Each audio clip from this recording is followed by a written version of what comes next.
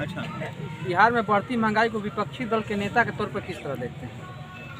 महंगाई पूरे देश भर में बढ़ रहा है, बिहार भी उसका हिस्सा है। और इसमें डबल इंजन के जो सरदार हैं, दोनों लुटेरे सरदार, दिल्ली वाले प्रधानमंत्री और बिहार वाले मुख्यमंत्री, डीजल और पेट्रोल पर जितना उसका बेसिक प्राइस है उससे 2 गुना टैक्स वसूल रहे हैं।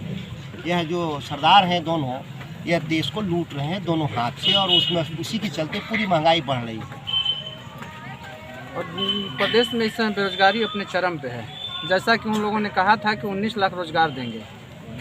अभी लॉलीपॉप और झुनझुना दिए हैं, विधानसभा में बजट पेश कर रहे थे बिहार के उप मुख्यमंत्री, और उनका जो सरदार हैं नीतीश कुमार, जो कहे कि 200 करोड़ में बिहार के 20 लाख लोगों का रोजगार हम लोग देने जा रहे हैं। स्वरोजगार को भी अब रोजगार मानते हैं। सबसे बड़ी परिभाषा बदल गया। रोजगार पहले हम लोग मानते थे जो सरकार में नौकरी मिलती थी उसको रोजगार मानते थे।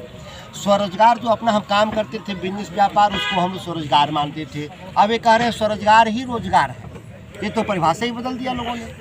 और शेरे कैमूर और शेरे बिहार के नाम से जाने जाते हैं जगदानंद जी, और उनको तेज प्रताप जी ने कहा था कि हमारे पिताजी की बीमारी की वजह वही है और पार्टी को कमज़ोर कर रहे हैं। तेज प्रताप जी के बयान से पार्टी का कोई नेता, कोई कार्यकर्ता, कोई मतदाता सहमत नहीं है। और आपने देखा होगा कि तेज प्रताप जी के बयान का कोई बिहार में महत्व नहीं है, किसी ने कोई समर्थन भी नहीं किया उनका। अब उनका एक लाभ है, इंसान करता है एक लाभ। लोकतंत्र एक लाभ से नहीं चलता है, फिलहाल में आपसे भी नहीं वो चलता। तो पार्टी के बड़े नेता गिने जाते हैं। पार्टी के नेता हैं, बड़े नहीं हैं, पार्टी से बड़े नहीं है, पार्टी में है। किसान आंदोलन के विषय में क्या कहेंगे? सरकार के द्वारा कहा जा रहा है कि किसानों के लिए, किसानों के हित में ये बिल लाया गया है, मगर आप लोग विरोध कर रहे हैं। बिहार में 2006 में यह कानून आया था। जो दिल्ली में कानून बना है, भारत की सरकार ने जिस कानून को बनाया है, यह कानून बिहार 2006 में आया।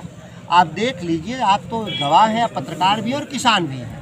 2006 के बाद जब से ये कानून है, दुर्दशा ये है कि जो न्यूनतम समर्थन मूल्य से 40% कम दाम पर किसान का अनाज बिक रहा है, वो गेहूं हो, धान हो, मक्का हो, जो भी है।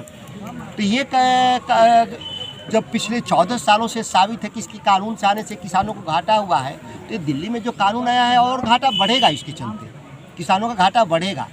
कोई एक साबित कर दे कि किसानों को मुनाफा हुआ इस काम से, कहीं कोई बता दें आंकड़े, अगर भारत सरकार के पास हो, नीतीश कुमार के पास कोई आंकड़े हो। सिवाय यह ज़मीन पे खेती नहीं करते, ये कागज़ों की खेती कर रहे हैं। कागज़ों में खेती समझ रहे हैं ना, आंकड़ों की खेती कर रहे हैं। इस आंकड़ों की खेती से लोगों का पेट नहीं भरेगा। हम लोगों को ज़मीन पर जो पैदा होगा उससे पैदा हुए लोगों से पेट भरेगा।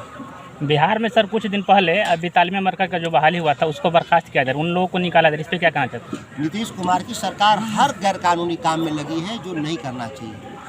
हम इसके खिलाफ हम लोग प्रस्ताव देने वाले हैं। आप देखिएगा सोमवार को कि तालीम मरकज़ों को किस गलत तरीके से नीतीश कुमार ने फंसा करके और निकालने का जो काम किया, और हाई कोर्ट के आदेश को भी नहीं मान रहे हैं। उच्च न्यायालय ने आदेश दिया कि नहीं, कि नियुक्ति सही है, और फिर आज कह रहे हैं कि नीतीश कुमार नहीं मान रहे हैं, डबल बेंच में जाने की बात कर रहे हैं। ये कोई रोजगार देना ही नहीं चाहते। हम लोग तो बार बार कह रहे हैं आप 19 लाख के झांसे में क्यों हैं? ये 19 लाख निकालने वाले लोगों में से हैं। जो इनको नौकरियां मिली हैं उनको ये बाहर करने वाले लोग हैं। आप देखिए देश में प्रधानमंत्री कहे हम 2 करोड़ लोगों को नौकरी देंगे, और जब सरकार में आए तो हर साल 2 करोड़ नए नौकरी तो मिले नहीं, 2 करोड़ पुराने नौकरियां भी चली गई। 7 साल में 14 करोड़ नौकरी से निकाल दिया इन लोग। ये हाईकोर्ट के भी आदेश को नहीं मानते। धन्यवाद। धन्यवाद।